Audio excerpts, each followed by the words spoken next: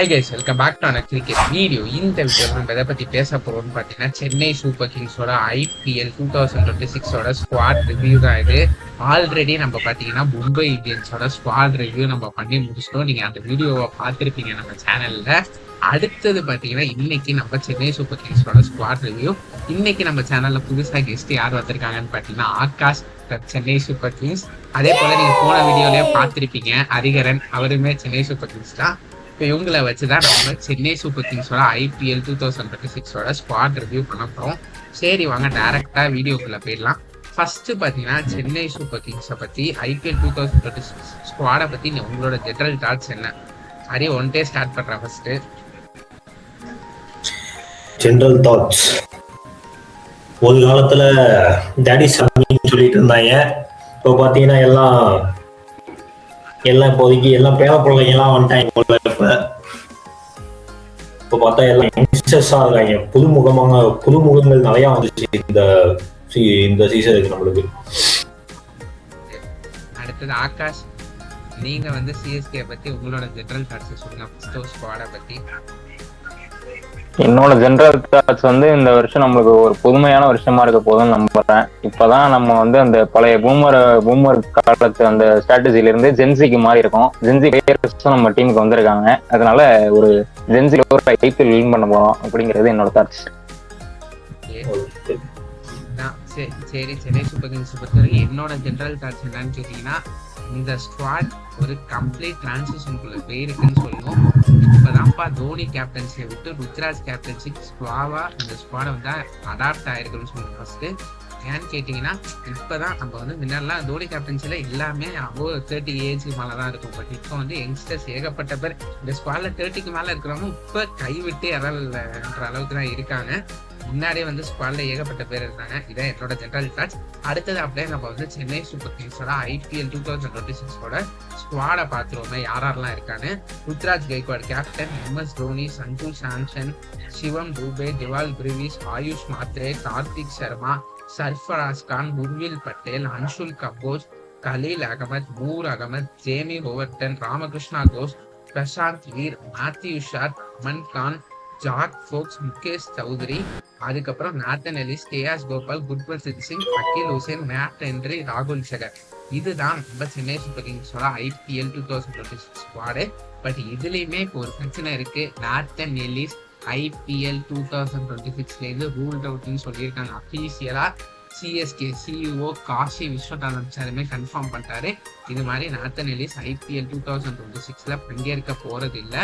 அவருக்கு hamstring injury ஏற்பட்டிருக்கு. March 11 cricket Australia நடந்த டொமஸ்டிக் மேட்ச்ல டாஸ்மேனியான ஒரு டீம் நாத்தன் எலிஸ் ஆடி இருக்காரு. அங்க அவருக்கு பாத்தீங்கன்னா ஒரு ஹாம்ஸ்ட்ரிங் இன்ஜுரி ஏற்பட்டதுனால நாத்தன் எலிஸ் ஐபிஎல் 2026ல இருந்து ரூல் அவுட் ஆயிருக்காரு. அதுக்கான ரீப்ளேஸ்மெண்ட் பிளேயரா சிஎஸ்கே யார் பாக்குறாங்கன்னு நம்ம பின்னாடி செக்மெண்ட்ல பேசுவோம். அடுத்தது இப்போ வந்து நம்ம சென்னை சூப்பர் கிங்ஸோட ஸ்ட்ரென்த்தை பத்தி பேசலாம். நீங்க சென்னை சூப்பர் கிங்ஸ்க்கு எதனா ஸ்ட்ரென்த்தா பாக்குறீங்க? ஃபர்ஸ்ட் நான் ஆகாஷ் ஸ்டார்ட் பண்றேன். ஐபிஎல் 2026ல சிஎஸ்கேக்கு எது ஸ்ட்ரென்த்தா நீ பாக்குறேன்? சிஎஸ்கேவோட ஸ்ட்ரென்த் டெஃபினட்டா வந்து பேட்டிங்கா தான் இருக்க இருக்குது. ஏன்னா பவுலிங் வந்து கொஞ்சம் வீக்கா தான் இருக்கு. ஆனா ஸ்ட்ரென்த் வந்து டெஃபினட்டா பேட்டிங் தான். ஏன்னா ஒரு பவர் பேக்டு பேட்டிங் இந்த வாட்டி. சஞ்சு சாம்சன், திவால் கிரிவிஸ் அண்ட் டூபே ஆர் ரொம்ப பவர்ஃபுல்லான பேட்டர்ஸ். அண்ட் டெஃபினட்டா இவங்க தான் 200 ஸ்கோர் அதை வந்து சேஸ் பண்ண. எந்த டீம் வந்து 200 ஸ்கோரை சேஸ் பண்ற மாதிரி இருக்காங்களோ அந்த டீம் தான் ஐபிஎல் அடிப்பாங்க. இது என்னோட தியரி. அது வந்து இந்த டீம் பண்ணும். எனக்கு தெரிஞ்சு நான் ஒப்பீனியன் டிஃபரெண்ட் பண்றேன். பேட்டிங் வச்சு நீ வந்து மேட்சை தான் ஜெயிக்க முடியும். Bowling will win you tournaments.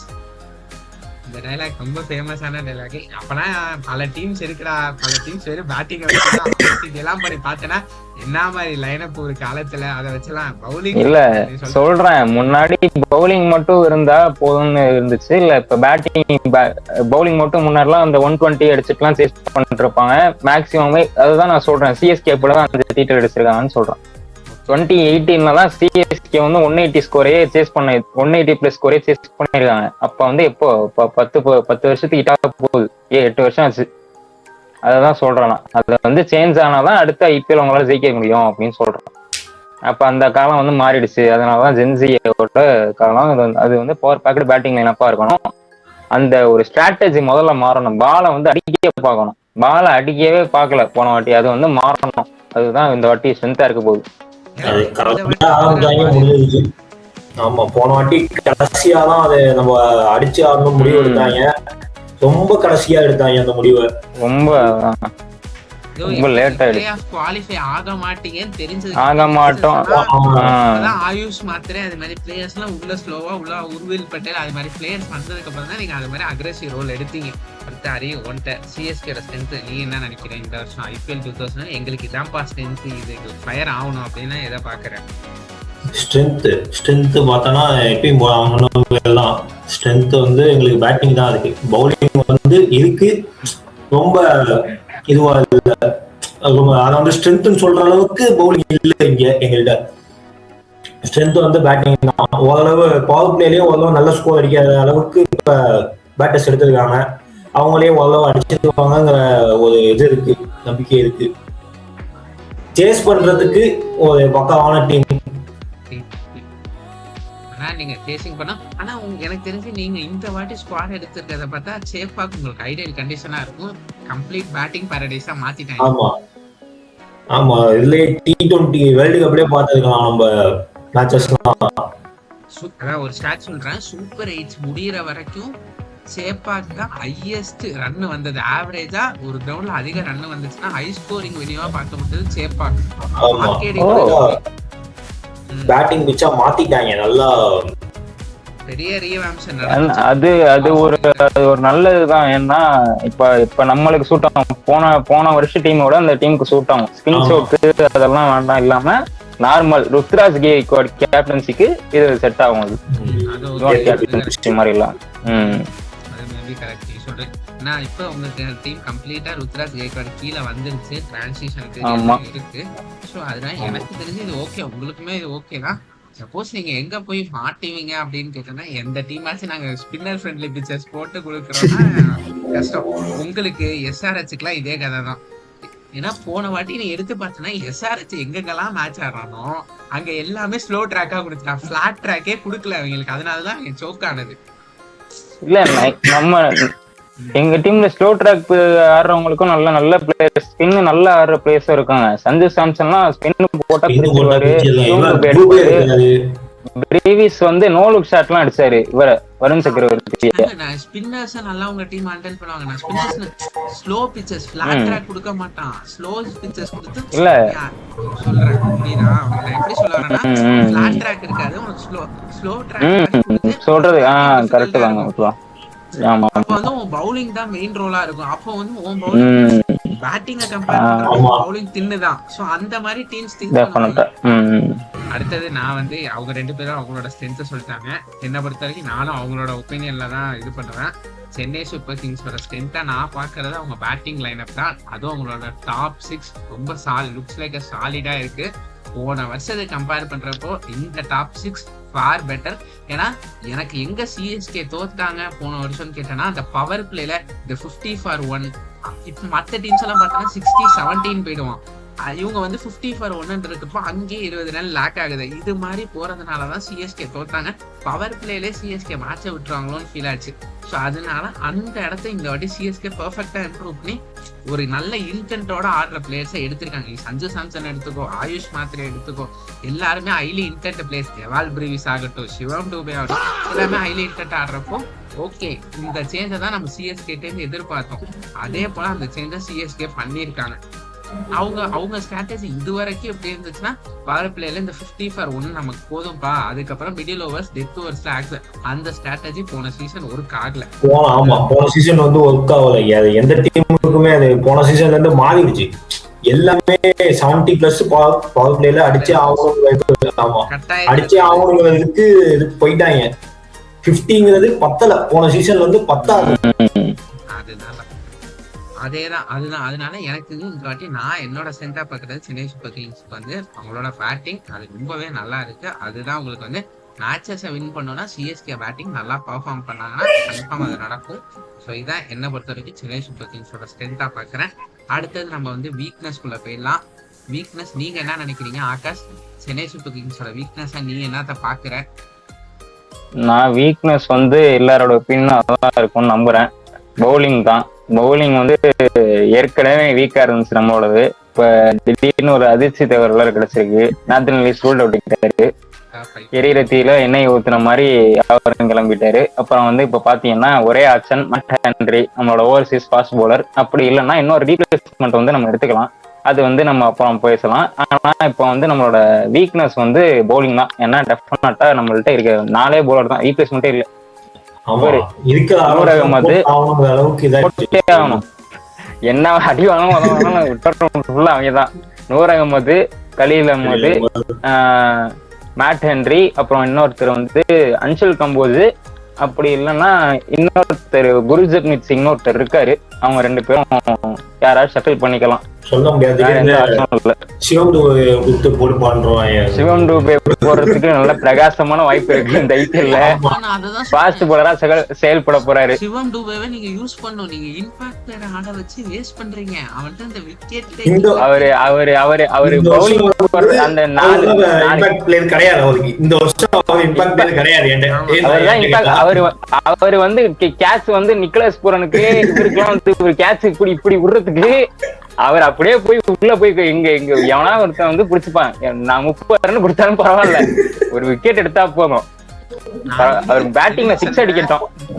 எனக்கு வர இன்ஃபர்மேஷன் படி சிவம் இம்பாக்ட் பிளேயர்ல இல்ல, ஒருத்தர் இருக்காரு. அவருதான் இம்பாக்ட் பிளேயரா இருப்பாரு. அதை யாருன்னு சொல்லுவோம், பேசுவோம். பிளேயிங் 11 வர. Oh my god. அப்ப நம்ம டீமோட கேட்சிங் எஃபிஷியன்சி வந்து 50% தான். பாக்கி 50% போன வருஷமே 50% தான் இருந்துச்சு. போன வருஷமே 50% தான் இருந்துச்சு. இந்தியாக்கு நல்லா ஃபீல்டிங் பண்ணிருக்கான்டா. ஃபீல்டிங் ஸ்டாண்டர்ட்ஸ் இம்ப்ரூவ் ஆயிருக்குடா. மனசாட்சி வித்துட்டு பேசுற ஃப்ரெண்ட்ஸ். மனசாட்சி ஃபைனல்ல எல்லாம் கேட்ச், செமி ஃபைனல்ல எல்லாம் கேட்ச், பெத்தல் கேட்ச், ஏதோ ஒரு கேட்ச் விட்டான் ஃப்ரெண்ட்ஸ். அவன் சூரியகுமார் கை கொடுத்தான் வந்து.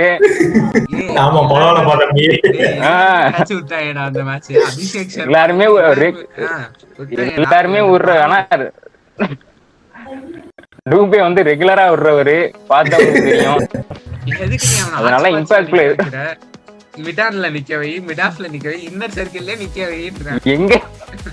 எங்க அடிச்சா எங்க போட்டா அடிக்கிறாம, எங்க விட்டாலும் விடுறான்டா. கேட்ச் இருந்தா விடுவான் அவன். இம்பாக்ட் பரவாயில்ல. சிவம் டூபேக்கு ஒரு நல்ல ரோல் இருக்கு. 6 அடிக்கணும், அவ்வளவுதான் அவரோட ரோலே. வேற எதுவுமே கிடையாது. 6 அடிங்க, அது மட்டும் போதும். வேற எதுவும் முன்னாடி ஆதிச்சாமின்னு அந்த வீடியோ போட்டதுல இருந்து ஃபார்ம் அவுட் ஆயிட்டு திரும்ப ஃபார்முக்கு வந்துட்டாரு தலைவரு. அது போதும் இப்போதைக்கு எங்களுக்கு. திருப்பி ஆறுசாமி சொல்லுங்க, நான் திருப்பி ஃபார்ம் அவுட்ல போ. அந்த திரும்ப அந்த தவற மட்டும் பண்ணாதீங்க. சிஎஸ்கே அட்மின் அதை மட்டும் பண்ணிடாதீங்க. அதை மட்டும் பண்ணாம இருந்தீங்கனாலே நல்ல சிக்ஸர்கள் கிடைக்கும்.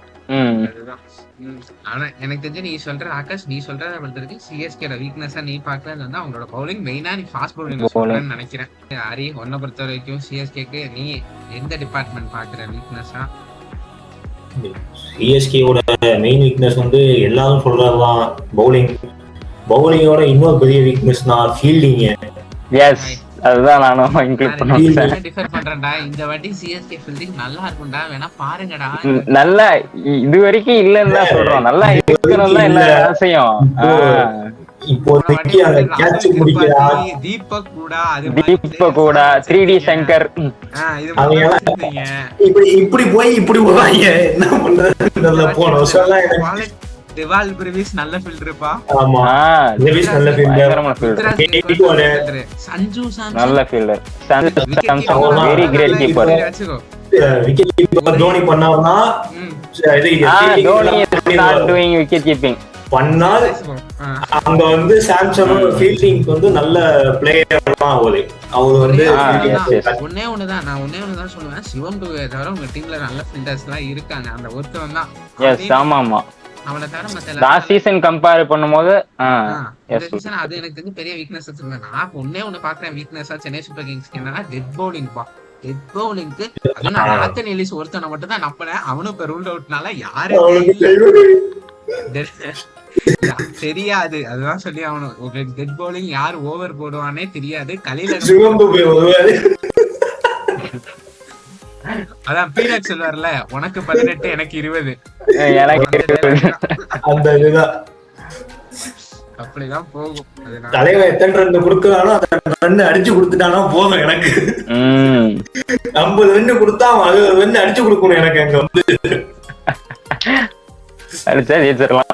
ஆமா, 50 ரன் கொடுத்துட்டு போய் உட்கார்ந்து கூடாது, அதான் இப்ப முக்கியம். சரி, அடுத்து அப்படியே நம்ம வந்து பிளேயிங் 11 பாக்குறதுக்கு முன்னாடி நாத்தன் எலிஸ் ரூல்ட் அவுட் ஆனதுனால நாத்தன் எலிஸ்க்கு பொட்டன்ஷியல் பேக்கப்பா நீங்க யாரை பாக்குறீங்க? சிஎஸ்கே யாரை சைன் பண்ண சான்ஸ் இருக்கு? ஏன்னா ஒரு நியூஸ் வருது, ஒரு சைட்ல ஜெரால் காட்சியை சைன் பண்ண போறாங்கன்னு நியூஸ் வருது, அதே இன்னொரு சைட்ல ஸ்பென்சர் ஜான்சனை சிஎஸ்கே சைன் பண்ண வராங்கன்னு வருது.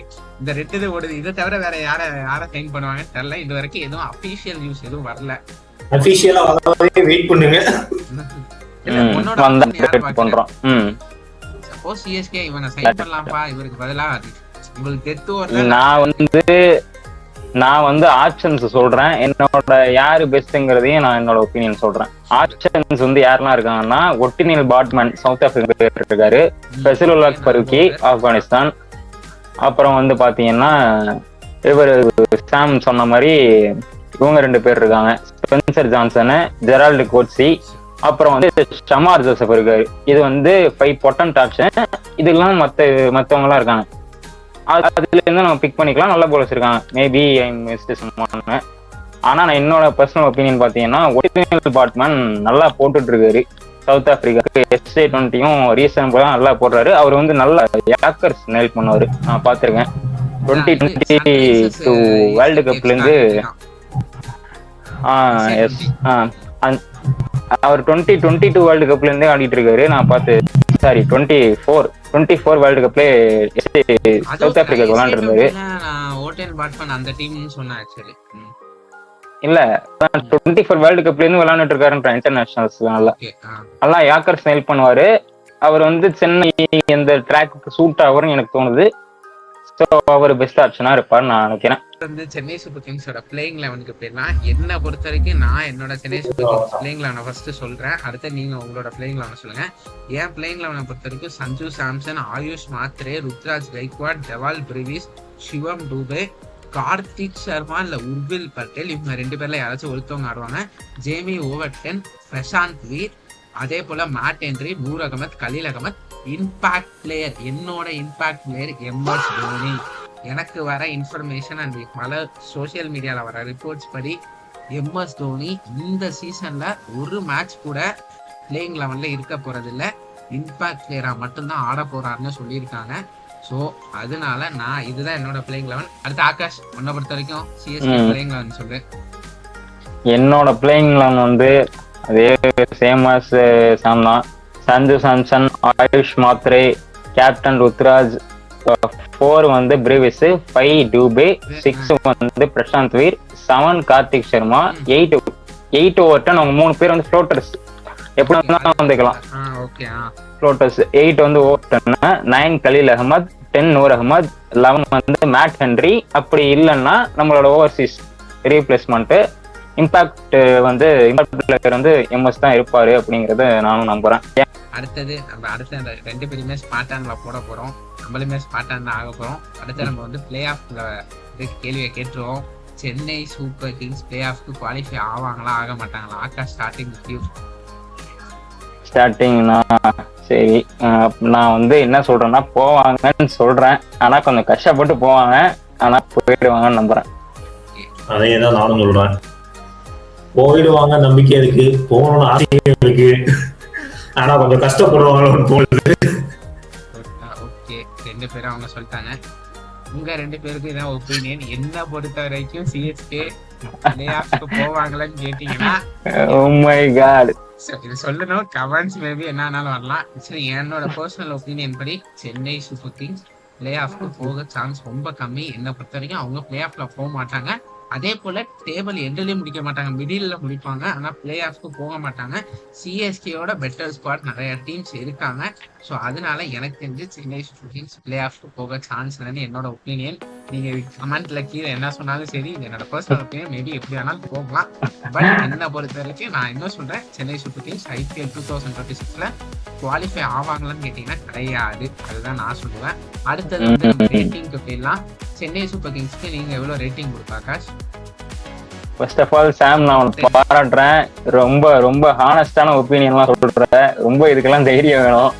பாராட்டுறேன். இப்போ வந்து என்னோட ரேட்டிங்கை சொல்றேன். என்னோட ரேட்டிங் வந்து அதெல்லாம் பாராட்டு credits has to be given. Where is due கொடுக்கணும்ல. இவ்வளவு ஹானஸ்டா பேசுறீங்க, வாழ்த்துக்கள். சரி, இப்போ வந்து என்னோட ரேட்டிங்கை கொடுக்குறேன். என்னோட ரேட்டிங் வந்து ஒரு 8 கொடுக்கலாம் சிஎஸ்கேக்கு. நான் வந்து சிஎஸ்கேக்கு 10க்கு எவ்வளவு கொடுக்கலாம்னா 7 கொடுக்குறேன். ஏன்னா பேட்டிங் நல்லா இருந்தாலும் bowling கொஞ்சம் சொதப்புவாங்க, ஒரு இது இருக்கு. அதனால 7 கொடுக்குறேன். எப்படி 7 கொடுத்தே குவாலிஃபை பண்றாரு ஹரிஹரன். குவாலிஃபை ஆகணும்டா. தலைப்பாறை சென்று போறேன் 7. Oh my God. என்ன பொறுத்த வரைக்கும் இவங்க 2 பேருமே 7, 8 கொடுத்துருக்காங்க. நான் அவன் 7 கொடுத்து குவாலிஃபை பண்றான். ஆக்சுவலி நான் வந்து என் ரேட்டிங் வந்து நான் எவ்வளவு கொடுப்பேன் அப்படின்னு கேட்டீங்கன்னா 7.3 கிட்ட கொடுப்பேன். ஏன்னா என்ன பொறுத்த வரைக்கும் ஃபாஸ்ட் பவுலிங்கும் நல்லா, ஃபாஸ்ட் பவுலிங் ஒரு பிரச்சனையா இருக்கு. அதே போல சப்போஸ் யாராச்சும் இன்ஃபார்ம்ல இல்ல அப்படின்னா சிக்கல் வரும். ஏன்னா 2 பிளேயர் மேல ஹெவி இன்வெஸ்ட்மெண்ட் இருக்கு. அந்த 2 பிளேயர் கிளிக் ஆயிட்டாங்கன்னா இந்த டீம் வேற மாதிரி தெரியும். சப்போஸ் அந்த 2 பிளேயர்ல ஒருத்தவங்களுக்கு கூட கிளிக் ஆகலைன்னா இந்த டீம் வந்து ஆக்சுவலி பிளே ஆஃப்க்கு போவா. அதனாலதான் நான் 7.3 ரேட்டிங் கொடுக்குறேன். எனக்கு இவங்களுக்கு ஒரு பெரிய பிரச்சனை இருக்குது அவங்க பவுலிங் பா. அதுவும் நாத்தன் எலிஸ் போனதுக்கு அப்புறம் எனக்கு சரி அவ்வளவுதான்ப்பா, இந்த டீம் ரொம்ப கஷ்டப்படுவாங்கன்னு எனக்கு தோணுது. ஏன்னா அவன் தான் ஒரு நல்ல உனக்கு நீ ஜெயிக்கணும்னா டெத் ஓவர் பவுலிங் ரொம்ப நல்லா இருக்கணும். இங்க எனக்கு யாருமே இல்லாத மாதிரி தான் தெரியுது. பிட்ச் கியூரேட்டருக்கும் ஐபிஎல் ஓனர்ஸுக்கும் நல்ல ஒரு இது ரிலேஷன்ஷிப் இல்லைன்னு வர போன சீசன் ஒரு ப்ராப்ளம் வந்துச்சு. இந்த கேகேஆர்லாம் நாங்க கேட்ட பிட்ஸே அவங்க தரல. இதனால வந்து எங்களுக்கு மேட்ச் நல்லா போல, லாஸ்ட் ஆனோம் அந்த மாதிரிலாம் சொல்லிட்டு இருக்காங்க. அதனால எந்த டீமுக்குமே எந்த ஹோம் அட்வான்டேஜும் இல்லைன்னு தான் என்னோட நினைக்கிறேன். ஃபுட்பால் மாதிரி ஆயிட்டு இருக்கு நம்மளோட கிரிக்கெட்டும். ஹோம் அட்வான்டேஜே இல்லாம ஒரு நல்ல ஒரு டோர்னமெண்டா இருக்கு. நல்ல விஷயம் தான் அது. Equal contest. போன வாட்டி சாம்பியன்ஷிப் ஜெயிச்ச சைடு டிஃபெண்டிங் சாம்பியன்ஸ் அவங்க ஹோம் மேட்ச்ல 7-5 தோத்துட்டாங்க ஆக்சுவலி. அது வந்து ஆர்சிபிக்கு என்னைக்குமே இருந்தது இல்ல.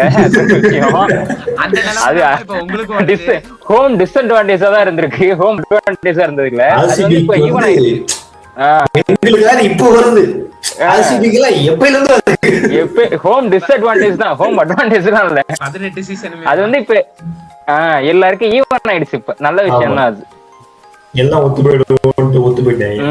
நல்ல ஒரு எல்லாத்துலயும் போக அடிக்கணும். பவுலிங் போன கையில தான் இருக்கு மேட்ச். அவ்வளவுதான் மக்களே, என்னையோட வீடியோ பொறுத்த வரைக்கும் இதுதான் எங்களோட ஸ்ட்ரென்த், எங்களோட வீக்னஸ். அதே போல நாங்க பிளே ஆஃப் அவங்க 2 பேரும் சிஎஸ்கேவை வந்து பிளே ஆஃப் குவாலிஃபை பண்ணிருக்காங்க. எனக்கு தெரிஞ்சு ஹரி வந்து Mumbai Indians play off qualify ஆகும்னு சொல்லியிருக்கான்னு நினைக்கிறேன். ஹரி ஆல்ரெடி 2 டீம் குவாலிஃபை பண்ணிட்டான். ஆகாஷ் நானும் மும்பை இந்தியன்ஸ் சொல்லு மும்பை இந்தியன்ஸ் குவாலிஃபை ஆகுமா? நானும் மும்பை இந்தியன்ஸ் குவாலிஃபை பண்றேன். அன்பார்ச்சுனேட்லி நான் அந்த ரிவ்யூ அட்டெண்ட் பண்ணல. நான் குவாலிஃபை பண்ணிருக்கேன். அப்ப நாங்க 4 பேருமே மும்பை இந்தியன்ஸ் ஆக்சுவலி குவாலிஃபை பண்ணிட்டோம். அதே போல ஹரி வந்து சென்னை, இவங்க 2 பேரும் சென்னை சூப்பர் கிங்ஸையும் சேர்த்து குவாலிஃபை பண்ணியிருக்காங்க.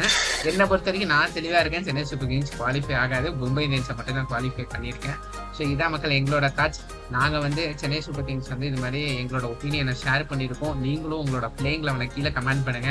அதே போல சென்னை சூப்பர் கிங்ஸ்க்கு வந்து குவாலிஃபை ஆவாங்களா, எந்த டேபிள்ல எந்த பொசிஷன்ல முடிப்பாங்க, எவ்வளவு நீங்க ரேட்டிங் கொடுப்பீங்க, அதே போல நார்த்தன் எலிஸ்க்கு யாரு வந்து ப்ராப்பர் பேக்கப் பவுலரா இருப்பா அப்படின்னு நீங்களும் உங்களோட கமெண்ட்ஸ்ல வந்து கீழே கமெண்ட் பண்ணிட்டு போங்க. தொடர்ந்து நம்ம சேனலை சப்போர்ட் பண்ணுங்க. இது மாதிரியான தொடர்ந்து வீடியோஸ் வரும். மும்பை இந்தியன்ஸ் முடிச்சாச்சு, அடுத்த சென்னை சூப்பர் கிங்ஸ் முடிச்சிட்டோம். அடுத்து இன்னும் 8 டீம்ஸ் இருக்கு. அந்த டீமோட ரிவ்யூஸும் உங்களுக்கு தொடர்ந்து வரும். அதுக்கப்புறம் மேட்ச் டே ரிவ்யூஸும் வரும். தொடர்ந்து நம்ம சேனலை சப்போர்ட் பண்ணுங்க. நன்றி நண்பர்களே. ஹரிகரன் நன்றி, ஆகாஷ் நன்றி. இதோட இந்த வீடியோ நன்றி கூப்பிட்டதற்கு. தொடர்ந்து நம்ம சேனல் சப்ஸ்கிரைப் பண்ணுங்க, சப்போர்ட் பண்ணுங்க. தேங்க்யூ.